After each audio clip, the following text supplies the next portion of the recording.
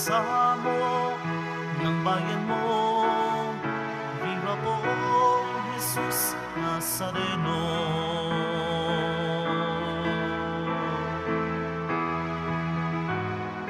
Tayo ngayon ay magtipon at sambahin ang poon. Magdiwang tayo sa ating debosyon, purihin ang Panginoon. Viva poong Jesus Nazareno, awit at papuri alay namin sa'yo. Tingin ang dalangin at pagsamo ng bayan mo. Viva poong Jesus Nazareno.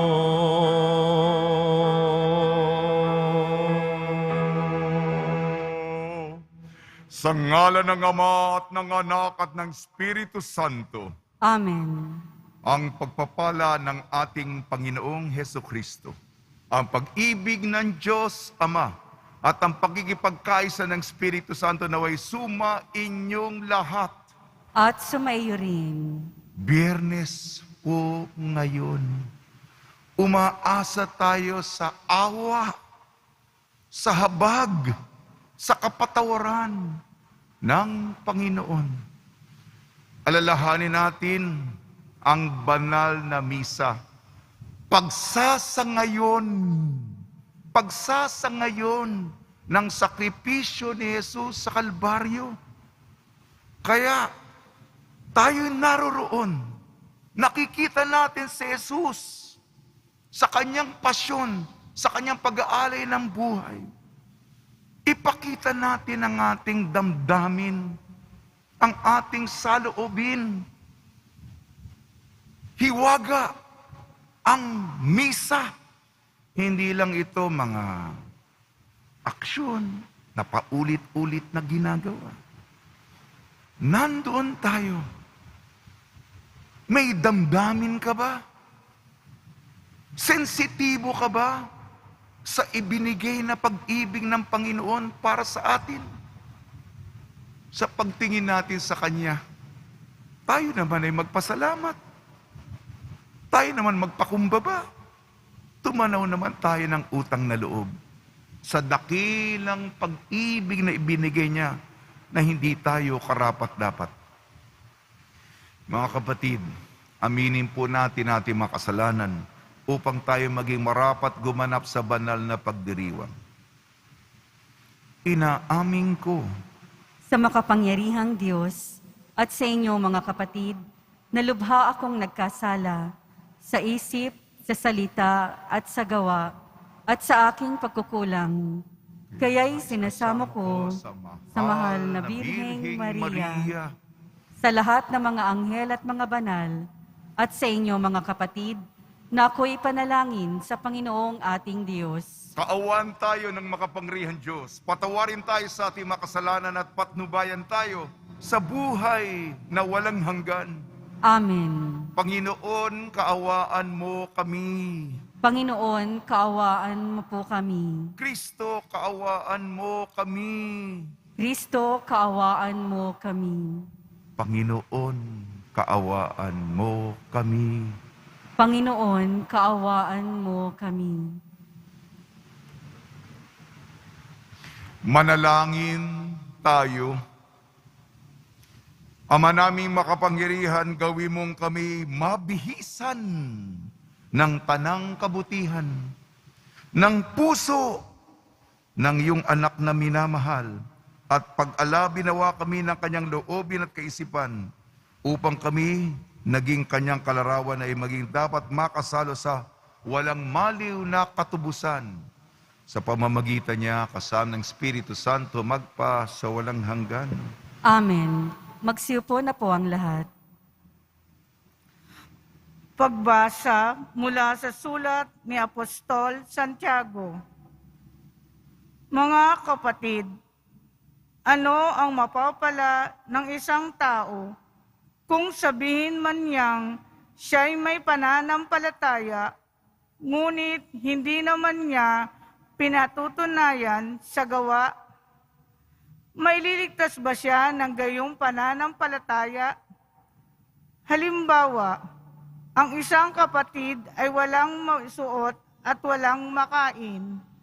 Kung sabihin ng isa sa inyo, "Patnubayan ka nawa ng Diyos, magbihis ka at magpakabusog," ngunit hindi naman siya binibigyan ng kanyang kailangan, may mabuti bang maidudulot sa kanya iyon? Gayon din naman, patay ang pananampalatayang walang kalakip na gawa. Ngunit may nagsasabi, "May pananampalataya ka at may gawa ako." Sagot ko naman, "Ipakita mo sa akin ang iyong pananampalatayang walang kalakip na gawa, at ipakikita ko naman sa iyo sa pamagitan ng aking mga gawa ang aking pananampalataya." Sumasampalataya ka sa iisang Diyos, hindi ba? Mabuti yan. Ang mga demonyo man ay sumasampalataya rin at nangangatal pa. Ibig mo bang patunayan ko sa iyo, hangal, na walang kabuluhan ang pananampalatayang walang kalakip na gawa? Si Abraham ay kinalugdan ng Diyos dahil sa kanyang mga gawa, nang ihandog niya sa dambana ang anak niyang si Isaac. Hindi ba? Diya'y makikita mong magkalakip ang kanyang pananampalataya at mga gawa, at naging ganap ang kanyang pananampalataya dahil sa kanyang mga gawa. Natupad ang sinasabi ng kasulatan, si Abraham ay sumampalataya sa Diyos, at dahil dito, siya'y ibinilang na matuwid. Ang tawag sa kanya ng Diyos ay ang kaibigan kong si Abraham. Diyan ninyo makikita na ibinibilang na matuwid ang isang tao dahil sa kanyang mga gawa, at di dahil sa kanyang pananampalataya lamang. Patay ang katawang hiwalay sa espiritu. Gayon din naman, patay ang pananampalatayang hiwalay sa mga gawa. Ang salita ng Diyos. Salamat sa Diyos. Mapalad ang sumusunod sa Diyos ng kusang loob.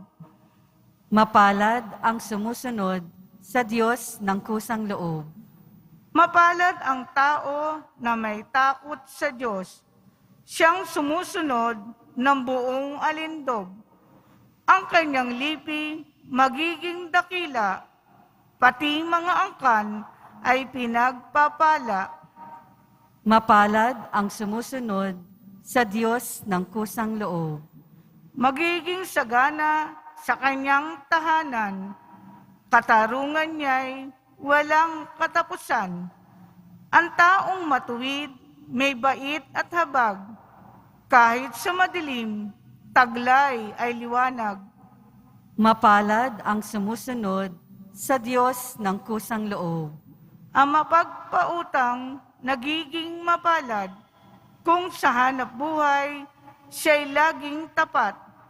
Hindi mabibigo ang taong matuwid, di malilimutan kahit isang saglit.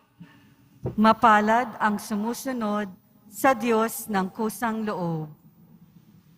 Magsitayo po ang lahat.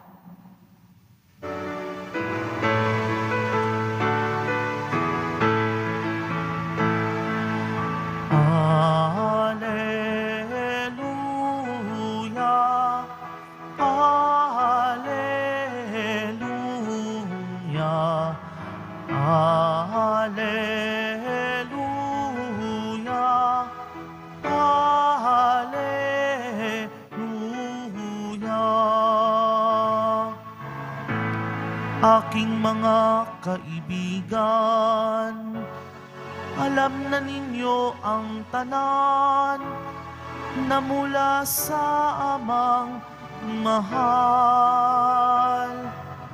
Alleluia,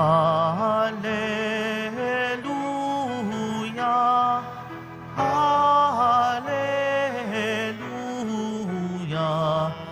alleluia, alleluia.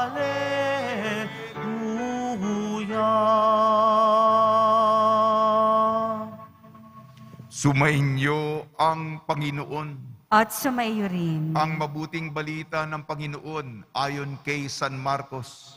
Papuri sa iyo, Panginoon. Nung panahong yun, pinalapit ni Jesus sa mga tao, pati ang kanyang mga alagad at sinabi, kung ibig nino mang sumunod sa akin, limutin niya ang ukol sa kanyang sarili. Pasanihin ang kanyang krus at sumunod sa akin. Ang naghahangad na magligtas ng kanyang buhay ay siyang mawawalan nito. Ngunit ang mag-alay ng kanyang buhay alang-alang sa akin at sa mabuting balita ay siyang magkakamit niyon. Ano nga ang mapapala ng isang tao, makamtan man niya ang buong daigdig, kung ang katumbas naman ito'y ang kanyang buhay? Ano ang mababayad ng tao para mabalik sa kanya ang kanyang buhay? Kapag ang sino man ay nahiyang kumilala sa akin at sa aking mga salita sa harapan ng lahing ito na makasalanan at hindi tapat sa Diyos, ikahihiya rin siya ng anak ng tao. Pagparito niya na taglay ang kanyang dakilang kapangyarihan ng kanyang ama at kasamang mga banal na anghel. Sabi pa ni Jesus sa kanila, tandaan ninyo, may ilan sa inyo rito na hindi mamamatay hanggat hindi nila nakikitang naghahari ang Diyos na may buong kapangyarihan. Ang mabuting balita ng Panginoon. Pinupuri ka namin, Panginoong Hesukristo. Magsiupo na po ang lahat. Ngayong Biyernes, binabati po namin kayo sa pagpapala, pagbibindisyon, pagbibiyaya, pagkakaloob ng napakaraming grasya mula sa ating napakabait na Nuestro Padre, Jesus Nazareno. Pagnilaya natin ang ating unang pagbasa, sulat ni Santiago. Si Santiago pinapaalala sa atin, tunay ba ang iyong pananampalataya? Totoo ba ang iyong pananalig? Wagas ba ang iyong paniniwala? O kung merong problema, kung merong nagugutom, kung merong nangangailangan, ipagdadasal kita. Isasama kita sa intensyon ng misa. Magro-rosaryo kami para sa iyo. Maganda nga yung panalangin. Ngunit ang kailangan ng tao ay tulong sa kanyang material na pangangailangan. Mabigat na hamon ito ni Santiago sa atin na ang ating pagpapahayag, pagpapatuo, pagsasaksi ay hindi salita lamang, hindi puro laway lamang, kung hindi nagkakatotoo na isa sa gawa, na isa sa katuparan, nagiging realidad, nagiging konkreto. Yan, maniniwala ang tao. Tunay ang iyong pananampalataya. Kaya karidad, abuloy, pakikipagkapwa-tao. Huwag po tayong mapagod. Tayo po'y hindi mayaman. Kahit hindi tayo mayaman, hindi tayo nakakalimutan ng Diyos. Hindi nga tayo mayaman. Ngunit alam natin may mga kapatid tayo, hindi lamang tao o nilalang, maging kapatid sila na ang kalagayan, mas nakakaangat ka. Alam mo naman yun. Magpasalamat tayo. Ngunit ang pasasalamat, kalakip nito ay pagdamay. Paalala ni Santiago.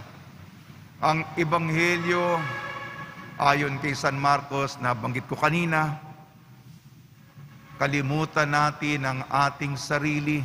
Naku, alam ko mahirap ito. Kahit nung unang ipinahayag, hindi lang una, nung pangalawa at pangatlo, hindi ito maintindihan, hindi ito maunawaan, hindi ito matanto ng kanyang mga alagad. Ha? Ano yung pinagsasabi mo? Kalimutan ng sarili, pasanin ang krus, mamatay. Ngunit sa dulo ay magtatagumpay. Hindi namin magets. Hindi namin makuha ang mensahe mo. Mahirap po ito sapagkat normal lamang ang iniisip natin ay sarili. So totoo lang, ano ba iniisip mo ngayon? Kung hindi para sa sarili mo. Numero 1, numero 2, numero 3, puro sa sarili mo yan. Di po ba? Ako, akin, sarili ko. Yan ang laman ng ating kokote. Ang proseso upang maisantabihan at ang Panginoon pasanin ng krus. Nako. Titingnan yung katabi.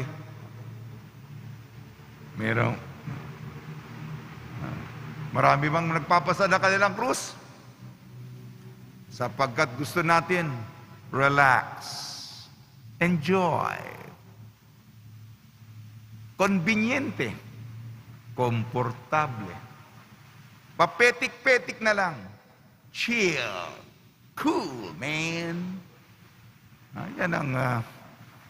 Yan ang panahon natin eh. Ang pagmalasakit para sa iba. Ito sinabi ko po sapagkat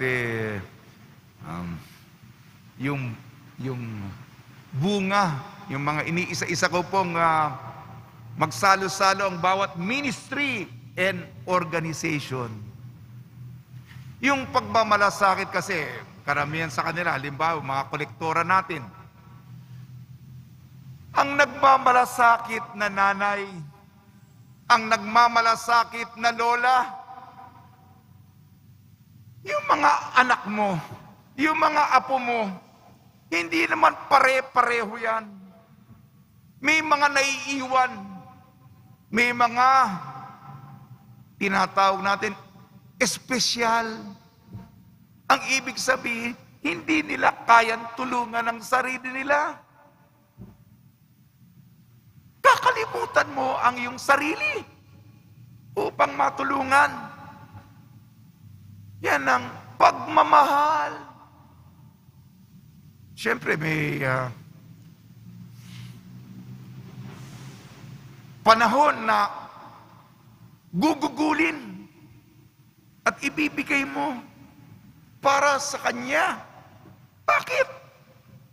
Kasi pagdating ng langit, hindi naman ito kanya-kanya.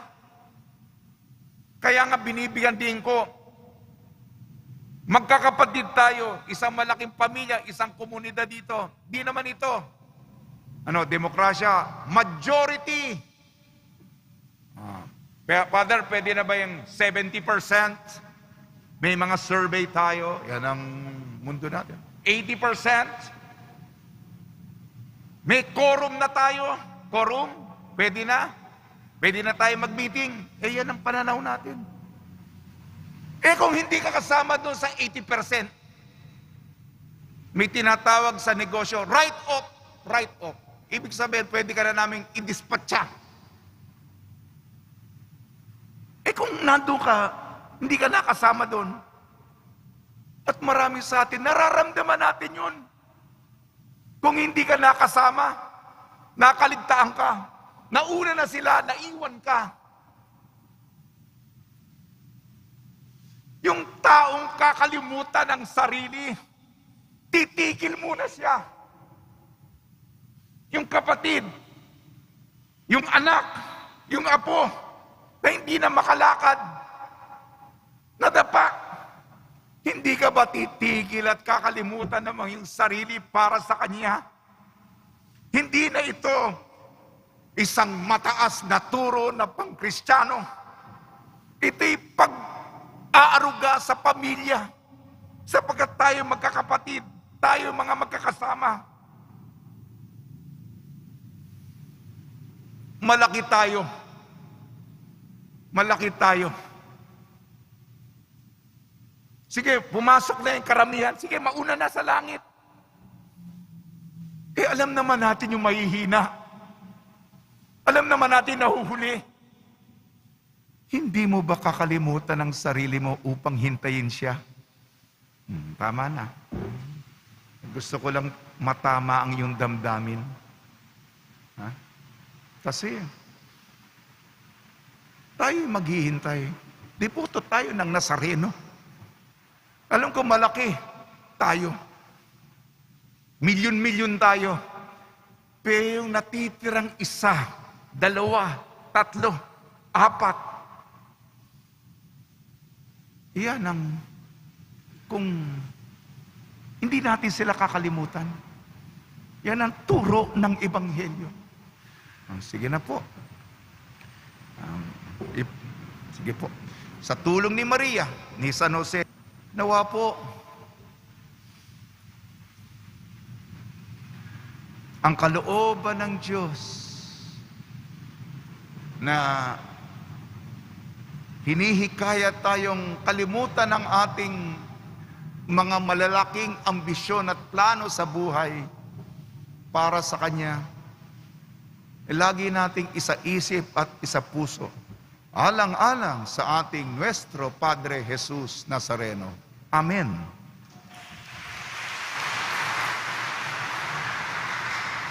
Magsitayo po ang lahat. Minamahal ko mga kapatid, manalangin tayo sa Ama sa langit upang masundan natin si Jesus, ang Kanyang anak, at matularan siya ng lubos. Tugon po natin, Ama, palakasin mo kaming makasunod sa iyong anak. Ama, palakasin mo kaming makasunod sa iyong anak.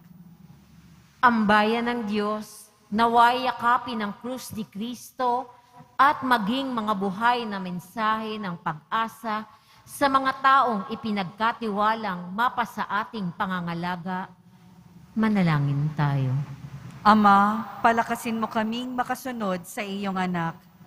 Ang mga pinuno ng ating bansa, naway marinig nila ang mga daing ng ating mga kababayan, lalo na yaong mga nagdurusa dahil sa kawalan ng katarungan.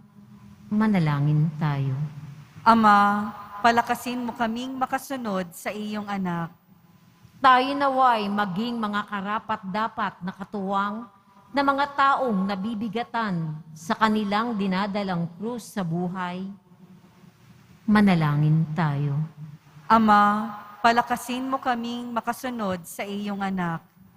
Ang mga may sakit, naway makatagpo ng kasiyahan at kalakasang espiritual sa pamamagitan ng ating pagkalinga at pangangalaga. Manalangin tayo. Ama, palakasin mo kaming makasunod sa iyong anak. Makapangyarihang Ama, naway mabanaagan sa aming buhay at sa aming pagkalinga sa pangangailangan ng iba ang lahat ng aming pagsisikap na sumunod kay Jesus. Hiniling namin sa pamamagitan ni Kristong aming Panginoon. Amen. Magsiupo na po ang lahat.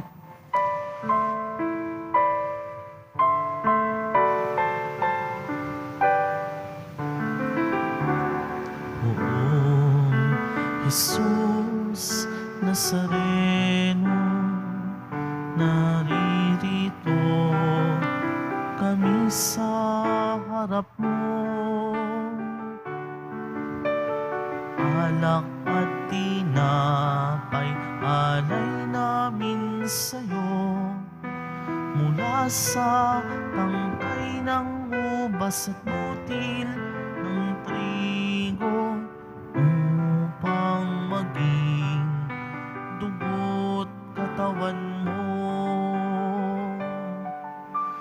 Jesus Nazareno, alak at tinapay sa tanan ay nagbibigay buhay. Biyayang kaloob mo ay aming inaalay, aming hiling pagpapalat, buhay na dalisay. Magsitayo po ang lahat. Manalangin kayo mga kapatid upang ang ating paghahain ay kalugdan ng Diyos amang makapangyarihan. Tanggapin nawa ng Panginoon itong paghahain sa iyong mga kamay, sa kapurihan niya at karangalan, sa ating kapakinabangan at sa buong sambayanan niyang banal. Ama namin lumikha, ikaw ay puspos ng awat pag-ibig sa tanan. At dahil sa iyong pag-ibig na nag-uumapaw, ibinigay mo sa amin ang bugtong mong anak na pinakamamahal. Ipagkalo mo kami makaisa niyang lubusan upang ang pagsamba sa iyo marapat naming may alay sa pamamagitan niya kasama ng Espiritu Santo magpasawalang hanggan. Amen. Sumainyo ang Panginoon. At sumaiyo rin. Itaas sa Diyos ang iyong puso at diwa. Itinaas na namin sa Panginoon. Pasalamatan natin ang Panginoong ating Diyos. Marapat na siya ay pasalamatan. Ama namin makapangyarihan, tunay nga marapat na ikaw ay aming pasalamatan sa pamamagitan ng Kristo na aming Panginoon. Dakilang pag-ibig niyang nagbunsod na maghain ng sarili ng kami matubos. Kaya't itinampok siyang nakabayubay sa krus. Mula sa kanyang tagilirang sinibat, dugo at tubig ay masaganang dumanak. Kaya't sambayan ay mo'y ditay na banaag. Ito ang sangkatauhang naaakit sa puso ng iyong anak na sumasagib sa mga dumudulog sa batis ng kanyang pag-ibig. Kaya kaisa ng mga anghel na nagsisiawit ng papuri sa iyo nang walang humpay sa kalangitan, kami nagbubunyi sa iyong kadakilaan.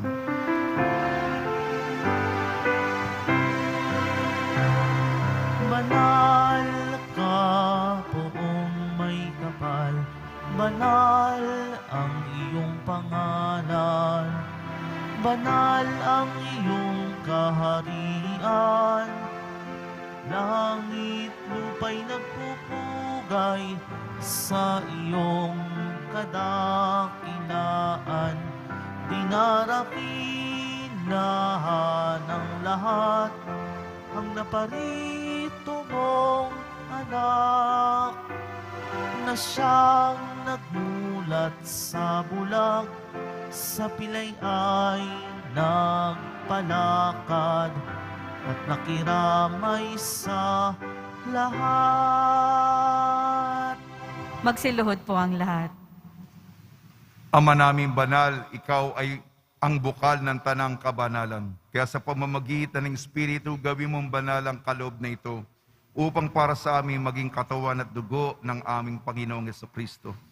Bago niya pinagtiis ang kusang loob na maging handog, hinawakan niya ang tinapay, pinasalamatan kanya, pinaghati-hati niya yon, iniabot sa kanyang malagad at sinabi, tanggapin ninyong lahat ito at kanin.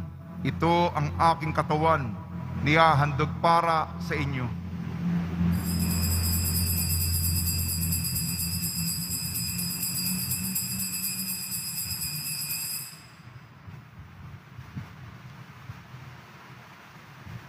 Gayun din naman nung matapos ang hapunan, hinawakan niya ang kalis, muli kanyang pinasalamatan. Inabot niya ang kalis sa kanyang malagad at sinabi, tanggapin ninyong lahat ito at inumin. Ito ang kalis ng aking dugo, nagbago at walang hanggang tipan. Aking dugo ni bubuhos para sa inyo at para sa lahat. Sa kapagpapatawad ng mga kasalanan, gawin ninyo sa pag-alala sa akin.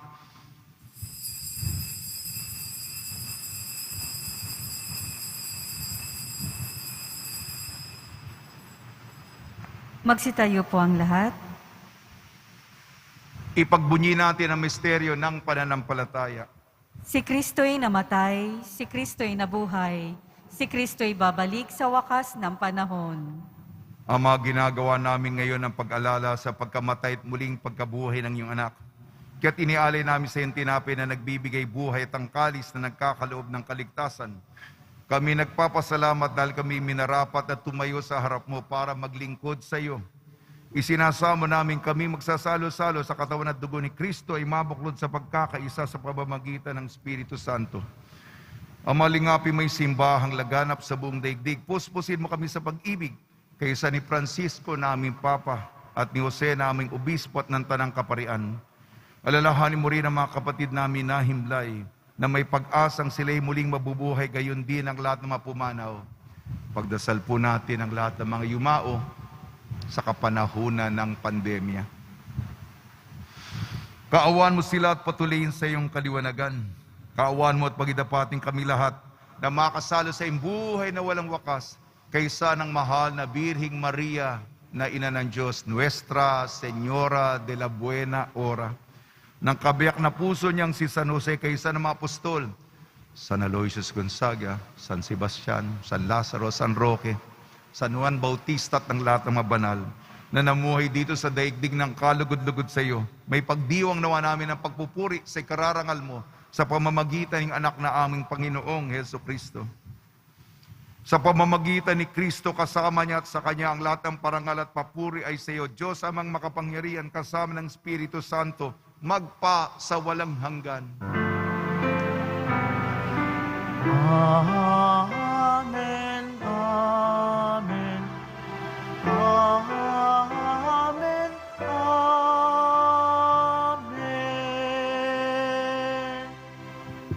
Sa tagubili naman nakakagaling na utos sa turo ni Jesucristo na Panginoon natin at Diyos, ipahig natin ng lakas loob. Ama namin, sumasalangit ka, sambahin ang ngalan mo, mapa sa amin ang kaharian mo, sundin ang loob mo dito sa lupa para nang sa langit. Bigyan mo po kami ngayon ng aming kakanin sa araw-araw at patawarin mo kami sa aming mga sala para nang pagpapatawad namin sa nagkakasala sa amin. At huwag mo kaming ipahintulot sa tukso at iadya mo kami sa lahat ng masama. Hinihiling namin kami iadya sa lahat ng masama, pagkalooban ng kapayapaan, araw-araw iligtas sa kasalanan at ilayo sa lahat ng kapahamakan. Samantalang aming pinananabikan ang dakilang araw ng pagpapahayag ng tagapagligtas naming si Jesucristo. Sapagkat iyo ang kaharian at ang kapangyarihan at ang kapurihan magpakailanman. Amen. Panginoon Jesucristo, sinabi mo sa iyong mga apostol, kapayapaan na iniiwan ko sa inyong aking kapayapaan na ibinibigay ko sa inyo. Tungyan mo ng aming pananampalataya at huwag ang aming mapagkakasala.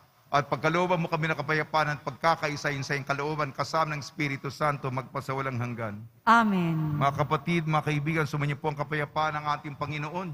At sumayo rin. Magbigayan po tayo ng kapayapaan sa isa't isa. Kordero ng Diyos na nag-aalis ng mga kasalanan ng sanlibutan, maawa ka sa amin. Kordero ng Diyos na nag-aalis ng mga kasalanan ng sanlibutan, maawa ka sa amin.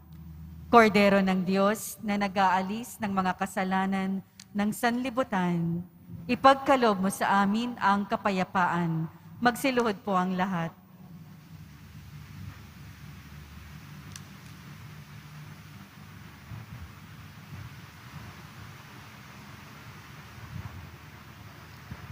Ito ang kordero ng Diyos, ito nag-aalis ng kasalanan ng sanlibutan, mapalad ang mga inayayahan sa kanyang piging.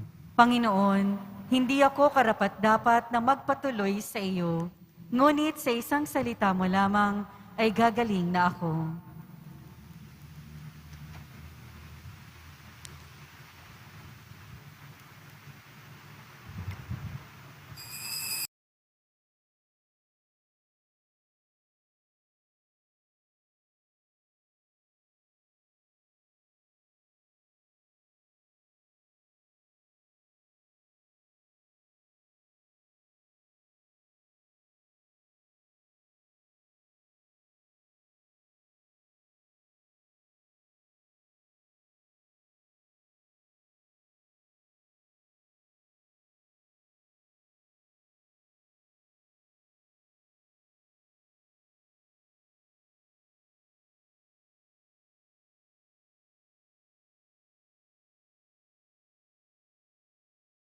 Manalangin tayo.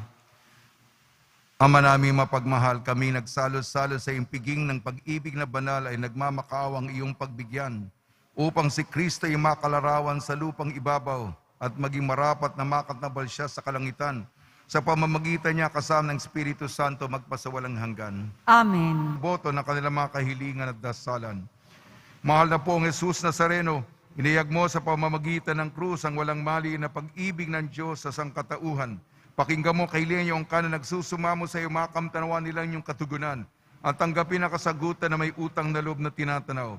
Basbasan din po yung mga daladala nilang mga imahe na dasalan. Sa pamamagitan ng bendisyon na ito, naway maalala nilang mga pangako sa binyag na ilang ibig at paglilingkuran bilang Panginoon magpasawalang hanggan. Amen. Sumayin niyo ang Panginoon At sumayo at rin. pagpalain kayo ng makapangyarihan Diyos, Ama, Anak at Espiritu Santo. Amen. Paglayin po ninyo sa inyong pag-alis ang kapayapaan ni Jesucristo. Salamat sa Diyos.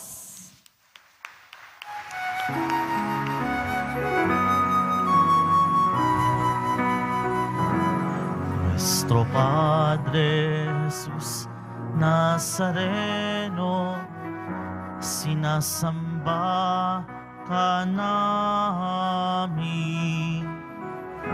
pinipintuho ka namin, aral mo ang aming buhay at kaligtasan.